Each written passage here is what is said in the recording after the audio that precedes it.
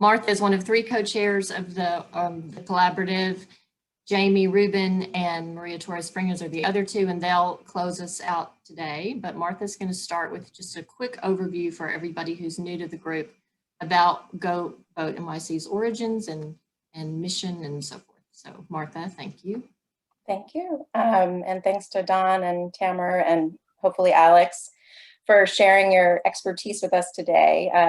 Knowingly and perhaps not, your work has been extremely influential in shaping Go Vote NYC's first round of grant making. And just as background, in early 2021, 12 New York City-based donors came together quickly to support nonpartisan voter education and engagement in New York City in advance of the 2021 primary. And our acute concern were the high stakes coming out of COVID, the new ranked choice voting system as we look to completely overturn, or turn over, I should say, the city's government. And the deeper impetus was a decades-long decline in New Yorkers' civic participation and the past abysmal voter turnout we'd seen, where regularly less than a quarter of registered voters were participating in choosing our local leadership. And so in light of the entrenched nature of that problem, we also committed to working together for at least the next 2 years. And despite our different structures, from individuals to institutions and very diverse areas of focus, ranging from breaking the cycle of mass incarceration to strengthening the arts, we came together recognizing that beyond the fact that New York City should be a beacon when it comes to democratic participation, it's also instrumental to each of our goals, from climate change, fighting climate change, to creating affordable housing. And so we came together knowing that we can't, nor can our grantees, make any sort of deep or lasting change without more New Yorkers participating. And Go Vote NYC got about 1.2 million out in grants in early April, and we made grants to 9 organizations who are leading coalitions in the city. And their work was grounded in the evidence suggesting that relational organizing, or person-to-person organizing, and voter engagement by trusted nonprofits who can integrate that work into community priorities would be most effective. And these coalitions aim to reach voters who had not been voting in the past in New York. The coalitions included 60 organizations with a presence in 200 neighborhoods and the goal of reaching 2 million New Yorkers in advance of the primary. And now the primary is behind us, and we know that we had the highest turnout for a local primary in more than 3 decades, and that nearly 3 in 10 registered voters participated. So that's good news, but obviously not where we want to be. And we have state and local elections ahead of us in 2022 and 2023. So now Go Vote NYC is refining the grant making strategy for the next few years. And I know this conversation will be critical in helping us to do that and better understand why so many New Yorkers continue to sit elections out, and more importantly, what we might do to reverse this trend. And I can't think of 3 people better suited to guide this discussion and are thinking in this area. So I'm eager to get to it, and I'll turn back to Laura. Thanks, Martha.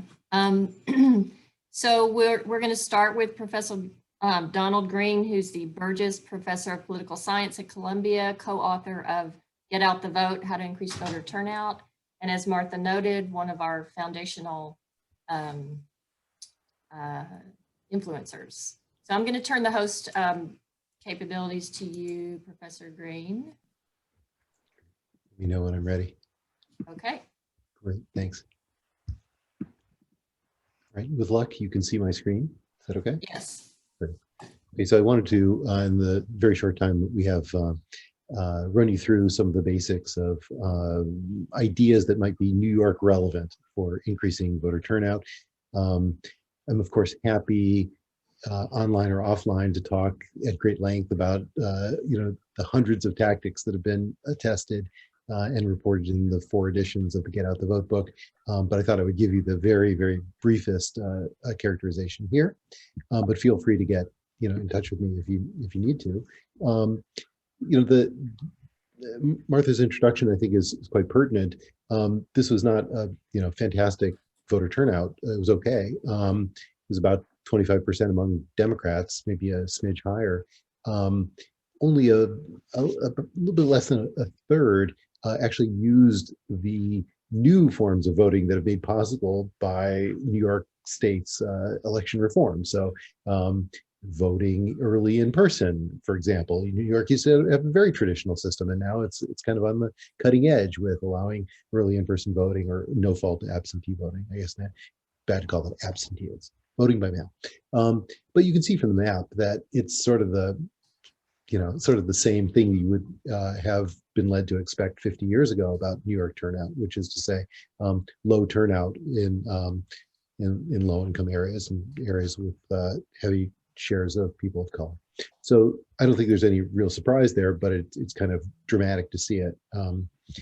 The question is, what can you do about it? And so, just the very briefest time, I want to give you a sense of ideas that come out of hundreds of randomized trials to establish, in an evidence-based way, what works. The basic idea of these trials, if you haven't read about them, is that you take groups of registered voters, either at the precinct level or the county level or at the individual level, household level. You randomly assign them to treatment and control as though this were a pharmaceutical trial.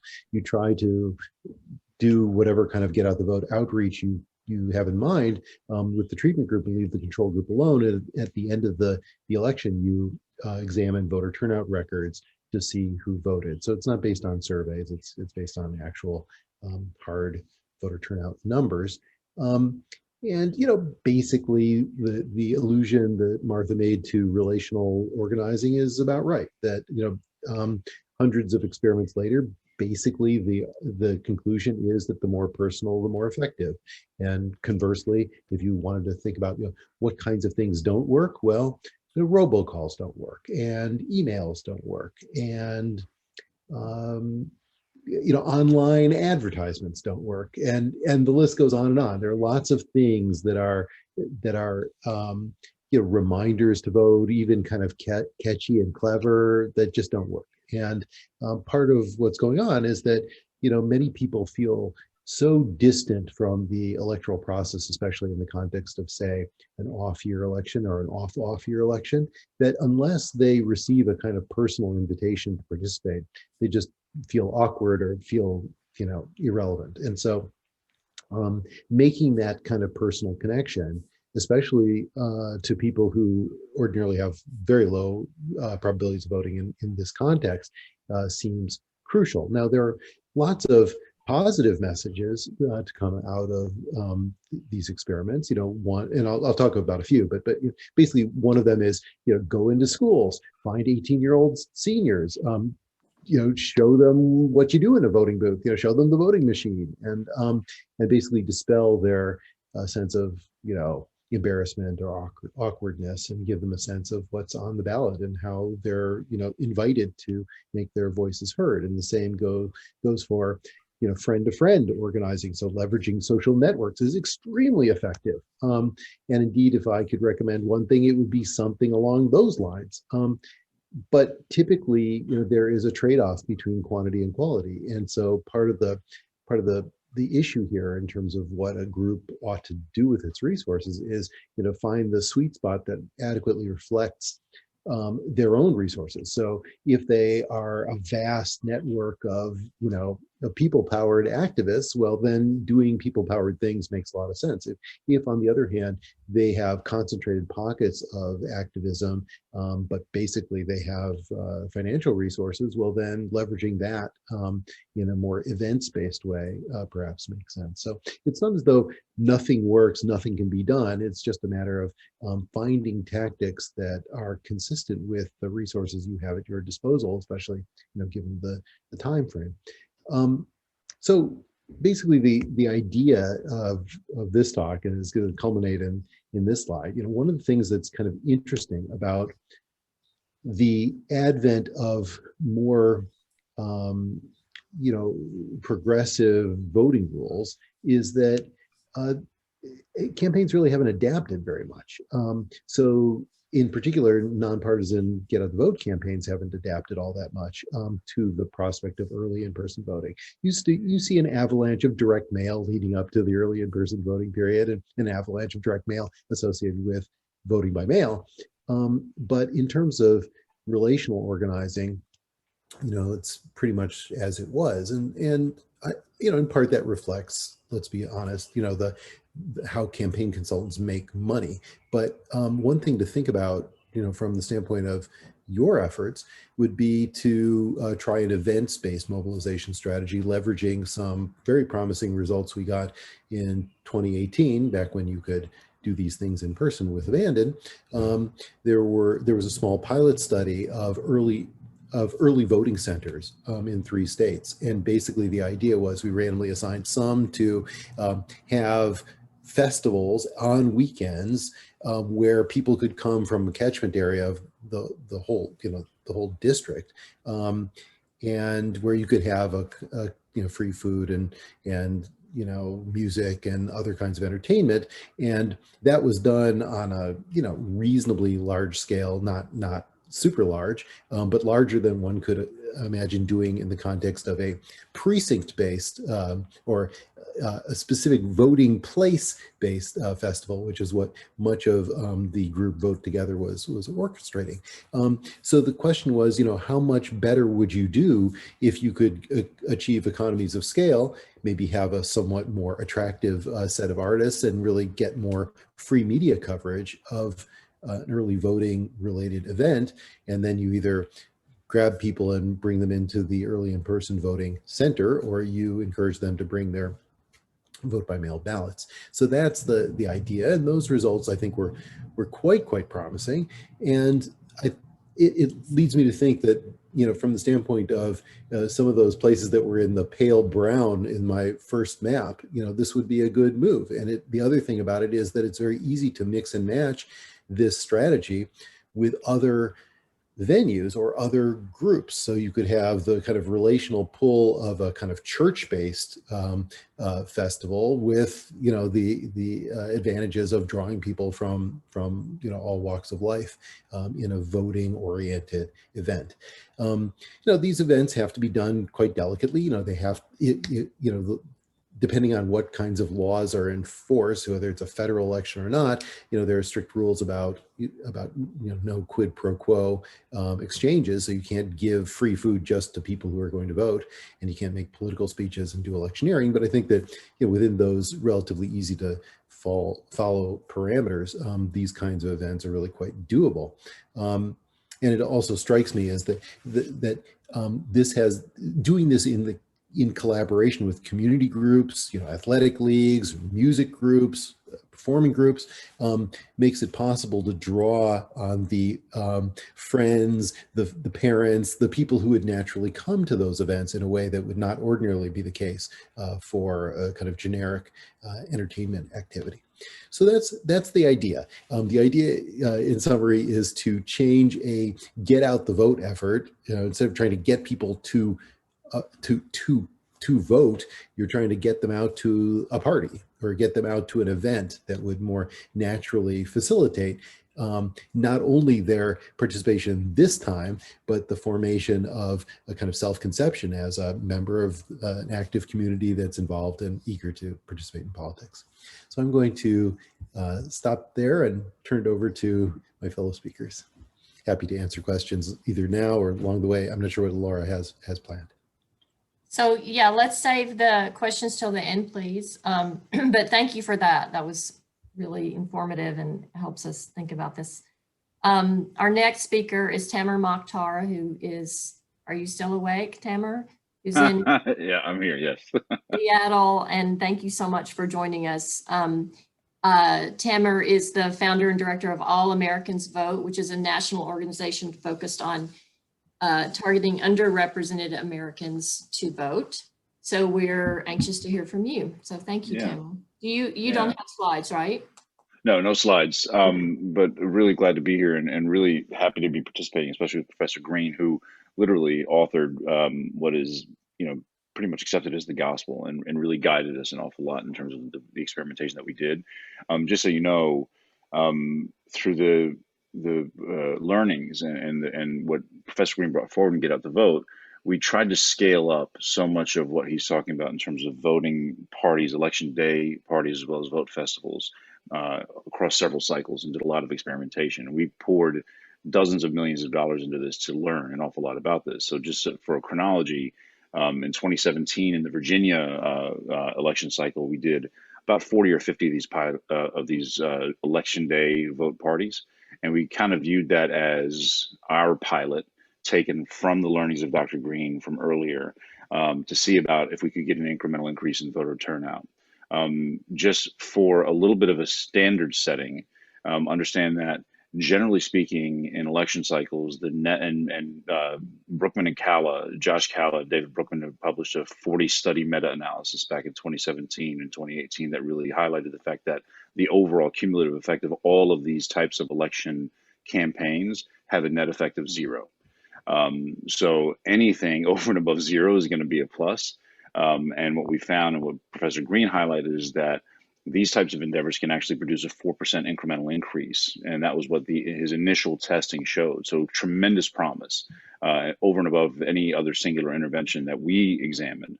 So we used that as the anchor, and we did about 50 or 60 of these parties in Virginia in 2017 with mixed effect, but it still showed enough promise to where we scaled it up to about 2,000 of these parties in Florida and North Carolina in 2018 during the midterms.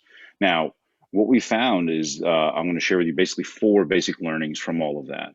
And it's interesting. I'm contextualizing this because Dr. Green really gave us the good, a really solid. He left us with what the conclusions are now, that more centralized early vote periods, festivals that can be larger in scale, as opposed to individualized precinct parties is probably the way to go. And much of that came from learning in 2018. So that there are over 110,000 voting locations in the country. And to try and do small little polling parties everywhere means that you are clearly very, very diffuse, and you're also trying to do things on the day of. So it becomes a little bit difficult. So what we found in 2018 was that the diffuse nature of that was going to be difficult. We learned that it is probably better to do these things early, as an early vote, larger county-wide type of festival as opposed to precinct specific. That may sound like common sense, but it was important that we actually ran the experiments and learned that. The other part that we found is that it's really difficult. This is common sense. So first bullet point is that it is difficult to get bodies to move to a place to do a thing. All right. That may sound like complete and total common sense, but it is the universal truth. And doesn't matter who your headliner is, doesn't matter what you're trying to do. We have had events where President Obama and Jay-Z were there and the auditorium was still relatively empty.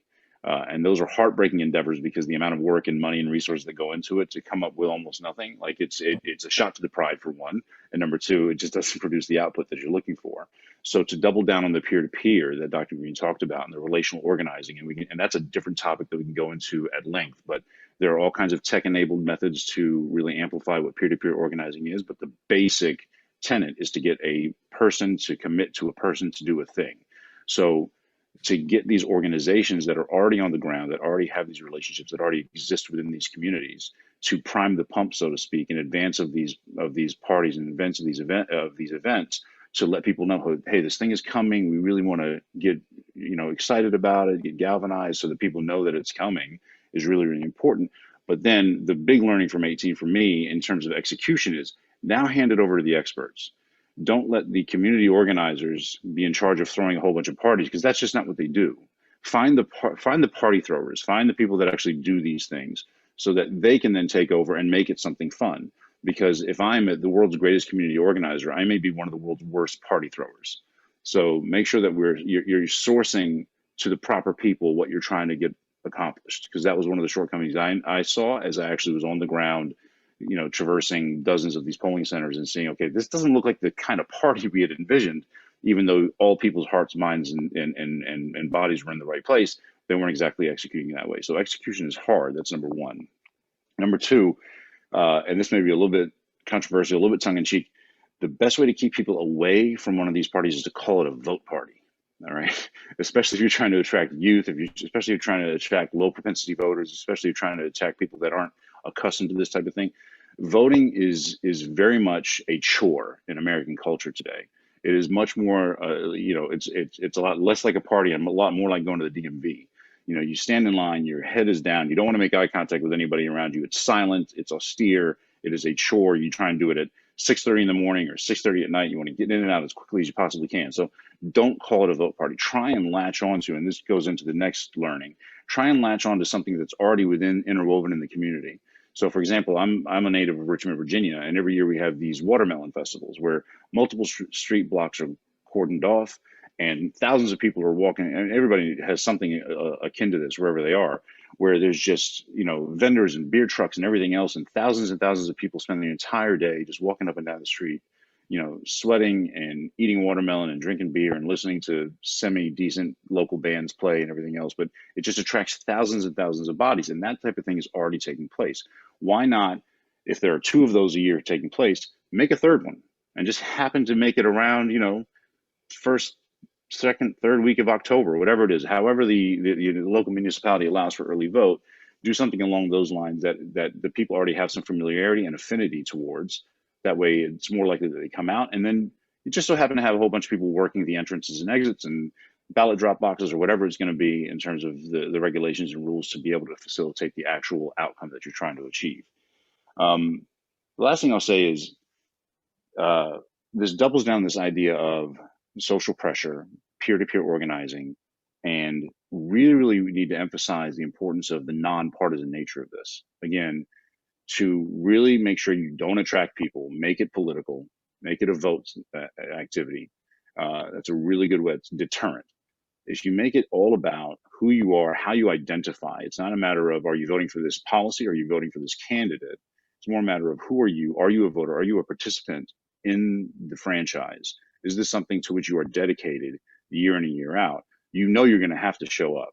If that becomes ingrained in who you are, you will show up regardless of who's on the ballot or what the policy or whatever the laws may be that, the ballot initiatives or what have you.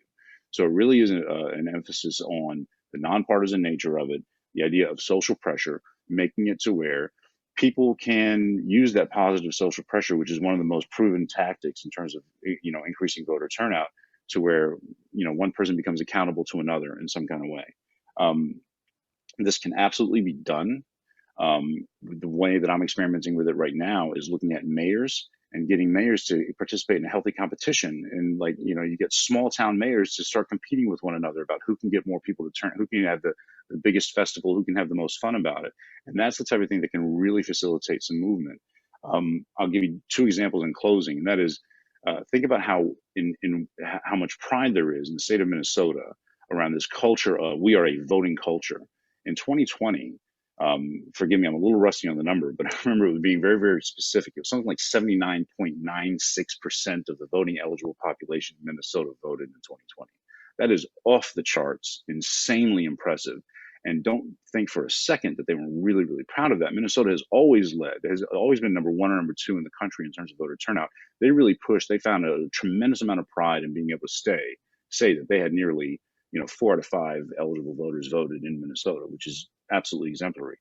And the last example I'll give in real time as to what is possible, and it's a great example of where we are versus where we could be. In the island of Puerto Rico, a U.S. territory, obviously, voter turnout in every election, depending on who you talk with, is somewhere between 85 and 95%. Everybody votes in Puerto Rico. And what happens on election day in Puerto Rico? The place shuts down. It is a cacophony of music. There's food. You can't even buy liquor on election day in Puerto Rico because there's so much available everywhere, and they just figure it's just overkill to still let the liquor store sell liquor. It is a massive party. They have caravanas, cars lined up in the streets, horns, flags, everything else. It is a massive sport. It is the sport on the island. If turnout on the island of Puerto Rico, because of that cultural engagement, is 85 or 90%, how sad is it that Puerto Ricans, once they come to the mainland, vote at a rate of about 15%? So this can be done. It's a matter of how we are able to make it fun. It's a matter of how do we engage, how do we make sure that people find it, that it's a part of who they are and what they can do, and how can we make it to where there's a peer-to-peer aspect to it, to where the positive social pressure and competition can really play towards a virtuous increase in what we're trying to achieve. So I'll close with that, and happy to take questions after. Thank you, Tamer. It's really inspiring. So our third speaker is Alex Navarro McKay. He's the managing director at Berlin Rosen Communications Firm, where he leads the political division. And we've invited him here today to also talk a little bit about tactics, maybe from a slightly different partisan you, but also to respond to our Tamara and Donald. So Alex, welcome. Thank you, Laura. Thank you for inviting me. Thank you, Martha. Thank you for everyone who's taking the time and is invested in this project, which is obviously just so important. I also want to just pay a quick tribute to Professor Green, who really is just a pioneer of this entire field and has offered so many insights through his work that my firm has tried to adopt in a lot of contexts. To Tamara as well. I'm proud that my firm did some of the work publicizing the Vote Together Festival program in 2018.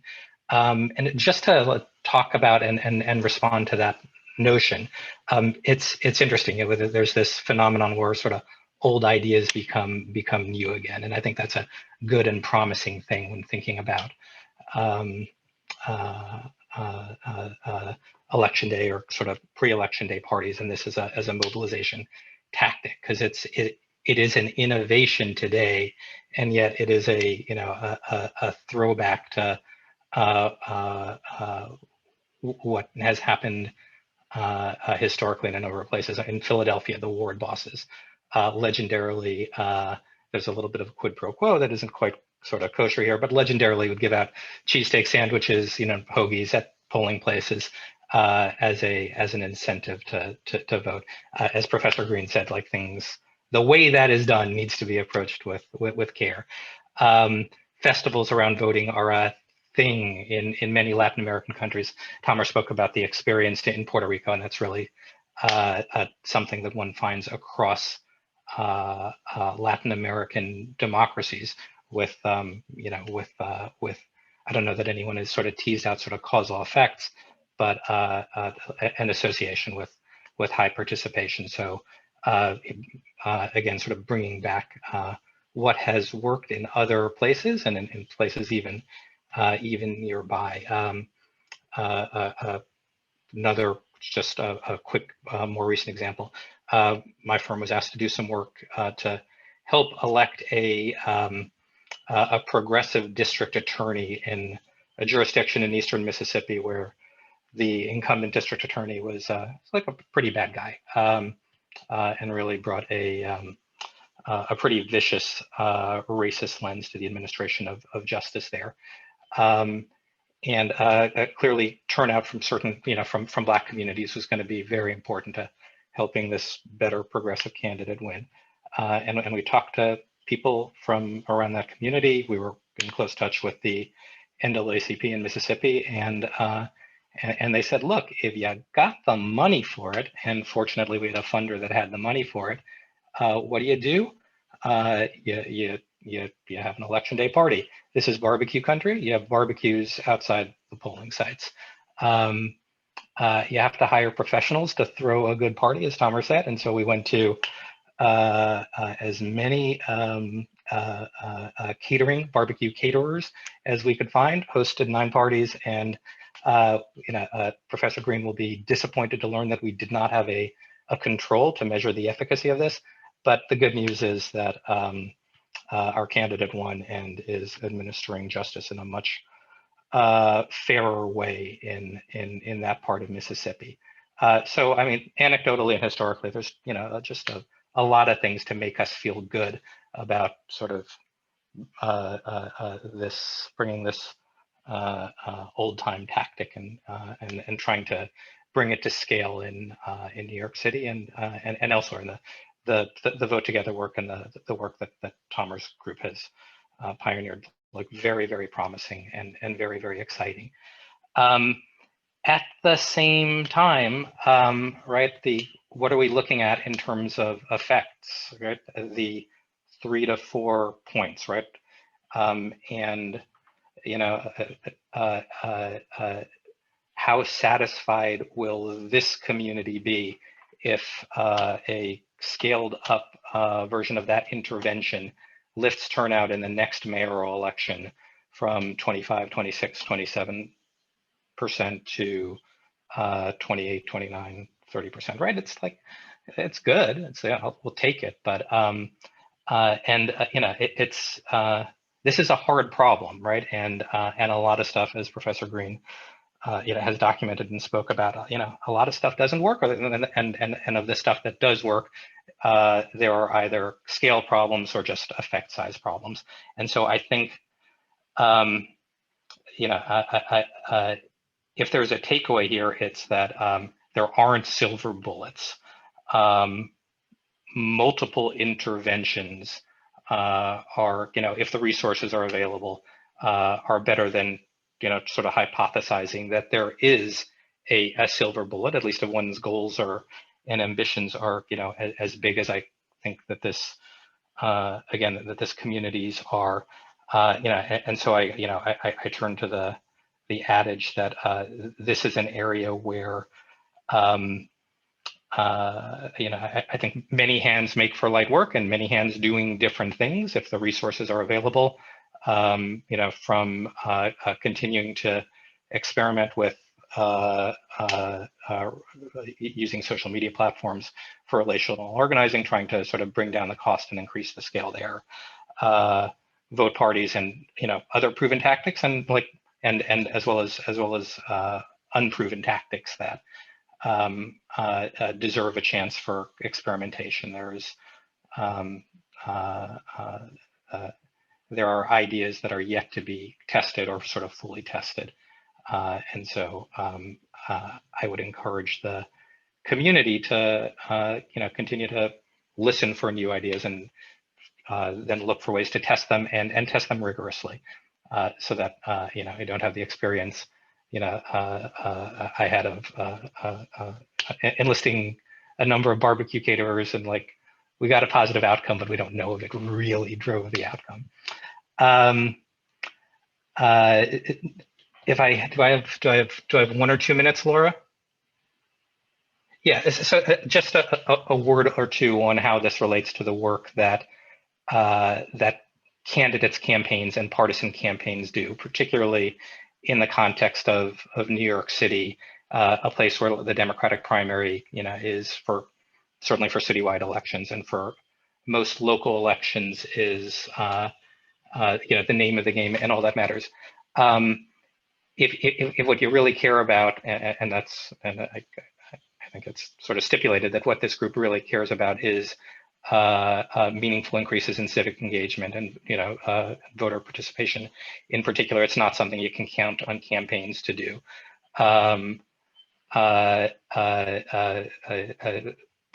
I think Professor Green mentioned the incentives of consultants, and that's a thing.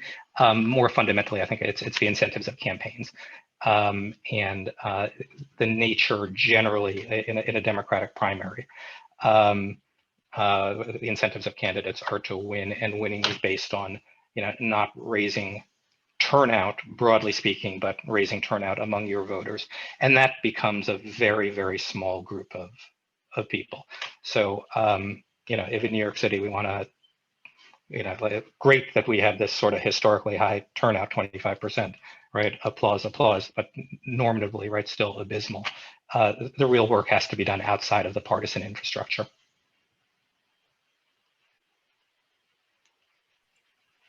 Thank you, Alex. And that last part particularly, because I know a lot of our committee members are very interested in that crossover between partisan work and nonpartisan. So that's really helpful. Thanks. And we may have another conversation about that later, FYI. So we'll let you all know if we get that organized. So we have we have a good bit of time for a question and answer. So anybody who's has a question, you can either physically raise your hand or use the raise your hand button and we'll get started. Anybody? Yes, Julie, and you're muted. I'm just curious, have there been any experiments around creating competitions between, let's say, counties or council districts to get out the vote as a way of kind of getting people energized to do these parties and to do these different activities? Kind of competitions with prizes cash prizes that would go to a community benefit of one sort or another. No experiments, that I know of, no studies that I know of. Although certainly people are interested in that sort of thing and propose it from time to time. No one's actually, shouldered the burden of making it happen on a scale large enough to evaluate. Is There it was- worth thinking about? If I may, the campus vote challenge. So this is just a iteration, not necessarily municipality, Mhm. but college campuses for a couple of years now have been throwing down the gauntlet in this kind of way to great effect.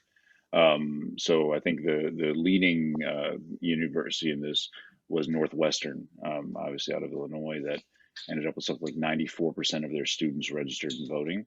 And Wow. then they started challenging the Dukes and the other institutions, and then it turned into as it was iterating, and this is through the National Council on Citizenship is the overarching organization that houses the Students Vote Coalition. Forgive all the mumbo jumbo about all the different organizations, but the point is, it's a concerted effort whereby eventually it turned into a conference by conference challenge where the SEC could challenge the ACC. So it's there. As it was gaining a lot of momentum into 2020, as with all things, it sort of evaporated. But there's definitely infrastructure to look at it from that level. Now, it only stands to reason that that could be portable to municipalities. Just to interject, I love this idea so much, particularly if there's an incentive associated with it. I've been trying to pitch a version of this idea to public health funders around initially adaptation of adoption of COVID tracing apps, and now trying to find someone to do this for vaccine uptake. In the spirit of like with important problems like try everything, the notion of community-based social pressure with incentives seems like something worth trying. And even just following the college thing, CUNY has 270,000 undergraduates, and you could do it within the confines of CUNY, quite frankly, and the winning college gets the prize. Anyway, that's not. Good thing about colleges, by the way, obviously, is the competition is already ingrained, and then bragging rights oftentimes are enough in terms of the prize. Yeah, and unlike Northwestern, I mean, CUNY has people who are sort of, lower middle income backgrounds, and so their voter turnout rate is not stratospheric to begin with. That's right. That's right. And they live in New York, pretty much. Right. I know Binghamton has been extremely enthusiastic about this sort of thing, and they have quite a blue-collar constituency. Other questions? I see two, Laura. I'm Neil sorry, and I'm missing it. Oh, Neil, thank you. Sure. Thank you. It was really helpful to hear the examples of Puerto Rico, Virginia, Mississippi. But I'm wondering, within New York City, are there particular neighborhoods or particular communities that take approaches and have higher voting levels that could maybe be adopted and modeled? I mean, I think of it to some extent in terms of communities that sort of vote as a block. I'm not sure that's quite the model that we're looking for, but I'm wondering if there are models of neighborhoods or communities where voter turnout is significantly higher than the rest of the population that could be a source of inspiration. I mean, for the most part, turnout looked at on a community by community basis, tends to be driven by education and income. Much more so than any community esprit de corps or a culture of mobilization. An exception, I think, might be a partial exception, might be the some of the ultra-Orthodox communities, where it's pretty clear that community leaders have the ability to put thumb down on or the opposite on turnout, and with a very monolithic result in terms of preferences. There are some places in New York that really underperform, even given their level of socioeconomic status, and so especially among basic things like getting people registered to vote. It is astonishing how low the registration rate is among Latinx people 18 to 25, 18 to 29, between where I live in the Upper West Side and the Bronx. It's just it's hard to find 1,000 names of Latinx people who are registered. There are more people on the one train who are who have that characteristic than are actually on the voter rolls. And so that's a relatively low-hanging source of fruit if you wanted to just get people who are at least in the game, getting 18-year-olds registered, 19.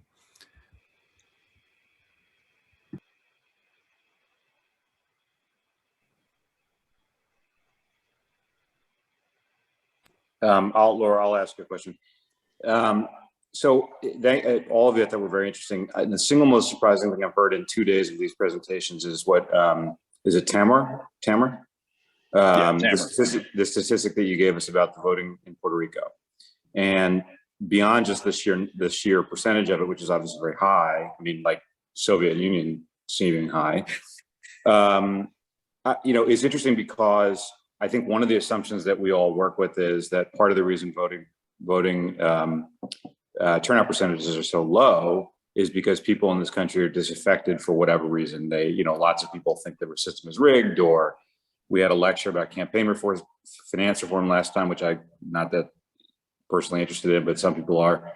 All kinds of things that make people think that the system it's just simply not worth voting.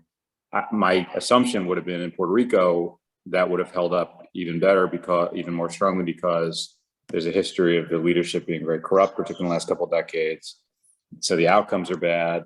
The economy is, well documented as kind of a disaster, all that. But if you're telling us that, in the face of all of that, simply because, I don't know why, but for a variety of reasons you outlined, there's just it's a civic obligation or whatever it is to vote, which by the way drops off when people come into the mainland. That's really fascinating, and I'm wondering whether what exactly, besides the efficacy of the kinds of mechanisms you talked about, shutting down for the day, all that kind of stuff, what else does it tell us? I mean, does it tell us that we shouldn't really be that worried about whether people are? Let me put it a different way. Does it tell us that the ceiling that I sort of assumed, we all kind of assume there is, until we fix a lot of other systemic issues? I don't know if the ceiling is 30% or 35% or 40%, whatever it is, really isn't a ceiling, and it's really more about doubling down on the kinds of things that you all have been talking about. So I'll take a crack at that. There was a lot in your question. It was interesting. In a way, if you think about us and doing the parties and the festivals as a way of catalyzing turnout in the attempt to emulate what they do on the island, it's almost a reverse engineering of what they do there. The parties are a result of it being such a cultural exercise. It is the sport. It is the national sport. It is part of conversations at cafes every day.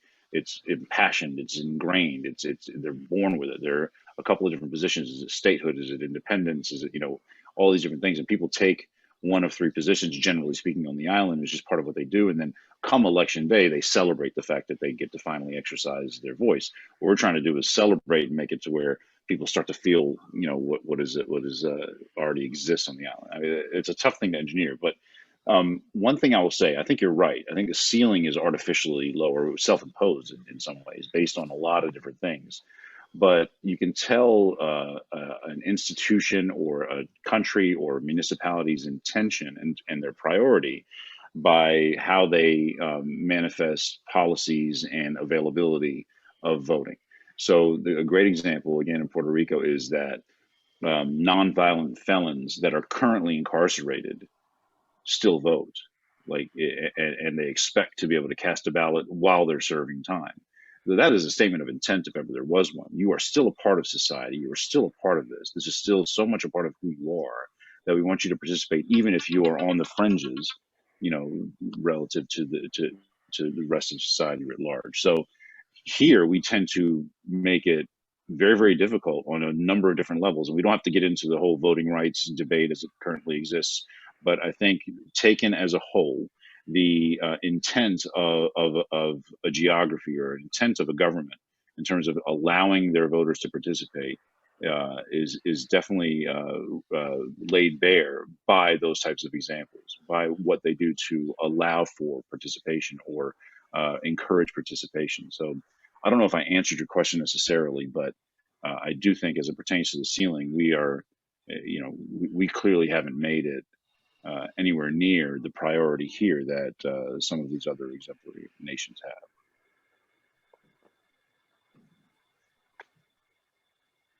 Thank you. We have a question in the chat for any speaker or anybody on the call. With schools reopening in person this fall, how receptive are the schools to welcoming voting education for both parents and students into their curriculum and extracurricular gatherings? Anybody want to respond to that? Or maybe if we don't know the specifics of New York City schools, in other places, if our speakers have had experience working with schools in that way. I can speak to higher education. In terms of, and again, I'm just assuming that so much of what we learned is portable to the specific examples here. But at the college level and university level, getting the administration, we've approached it from sort of multiple angles. If the goal is to get the university to participate on a level and the student body to participate on a wide level, working with the administration from the presidents to the vice presidents of student affairs, et cetera, and then the student advocates to all come together and bring them together in that way, we have seen really significant uptick. And the best example I can give is a lot of institutions have now taken on the challenge of making it to where when a student shows up as a freshman, or as they're registering for classes and their dorm room and their meal plan, and they register to vote and they register for they go and buy their books, like it is part of the algorithm of all the things they do. It is step number 6 on an 8-step process of coming and getting oriented to campus, the campus, registering to vote.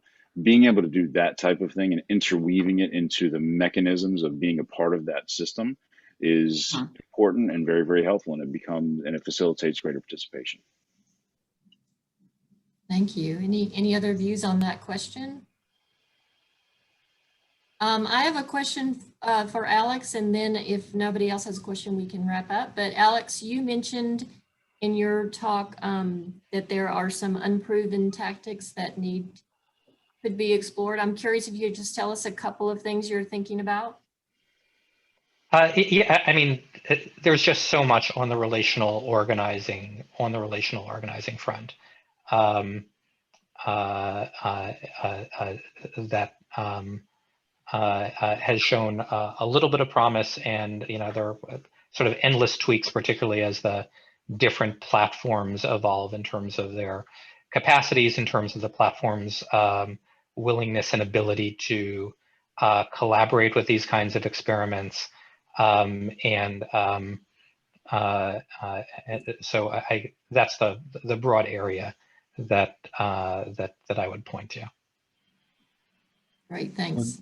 I would amplify that by saying that one of the things that is most promising, perhaps, would be in an era where students may or may not be able to go to school, having them mobilize their friends, getting them registered, getting them out to vote. That is akin to what in our Get Out the Vote book we call a super treatment. You have all the strength of friend to friend, authenticity and social pressure. Be part of a vote pledge. We're all going to pledge to vote. We're all going to make it happen. It certainly wouldn't happen spontaneously without that kind of personal intervention. Laura, can I just, sorry. Here's a question about the relational model, which is that a lot of these solutions are one-offs per election, right? You're driving up the vote in a given election. And I'm wondering about culture over time, developing voting culture over time. And so my question is really whether relational voting answers that to some degree. Do you think that it also cultivates a voting culture over time? That's my question. Alex, you want to go or shall I? I mean, I'll take a cut, and I think I'll speak broadly, and I bet Don that you can provide more specific evidence. But broadly speaking, we try and think of when thinking about like these kinds of innovations and tactics, if the goal is not just to get a specific outcome in an election, but to increase civic participation, both in a at the current moment and over time. We do try and think of, and there is some evidence that voting can be thought of as habitual. And it's not sort of the biggest hurdle, but getting someone who hasn't voted in a primary before to vote in a primary is a little bit more likely to get them to vote in a primary in the future and in a general election. This is not a game-changing intervention in terms of affecting long-term behavior, but there is something there, and obviously registration, which was mentioned earlier, and we didn't really talk about very much today, as an intervention, getting somebody registered, I mean, subject to problems with purging rolls and transients, right, is an intervention with proven long-term effects. I would only add to the registration point and the voting habit point, which I both firmly agree with. This is probably why it's important to embed some of these activities in institutions like schools or colleges or churches or whatever, so that there's a bit more institutional memory and more of a kind of self-conscious sense that, yeah, this is now what we do. Thank you. I'm gonna stop us. It's a little before 9, and Jamie and Maria are going to offer some closing remarks. But I just want to say thank you very much to our speakers. It's been an amazing conversation, so helpful to us and so interesting. And thank you to those of you who are not Go Vote NYC members who are joining us. So I'll turn it over to Jamie and then Maria to close us out. Thank you, Laura. No, I couldn't agree more. I thought the three speakers today were complemented each other really well, and I thought were very interesting and made a ton of sense. I said this before. I'm not affiliated with any foundation. I'm just me. But the reason I got involved with this in the first place is to hear, in addition to the work that Laura drove over the last bunch of months, with the funding of specific groups, to hear from folks like the three speakers today about what their experience tells them works, what the issues are, and what their experience tells them has worked and will work. I just as a 2 seconds of editorial comment, I think it's disappointing to me, unfortunately, that that we have to do this. It strikes me that there's lots of things that we should expect our municipal governments to do, and one of them probably should be doing everything it can to intelligently drive up the number of voters in elections, because they're better positioned to do that than some group of people like us, throwing money at it is in a very small dollar way. And every time I got in a cab and saw one of these RCV or get out the vote ads, it struck me there was a giant waste of public money, because you're probably finding the absolute highest propensity voters in a New York City taxi cab. And the lowest propensity voters are elsewhere. And yet that somehow was where the ads ended up. But that was just my instinct. And I'm a nasty cynic.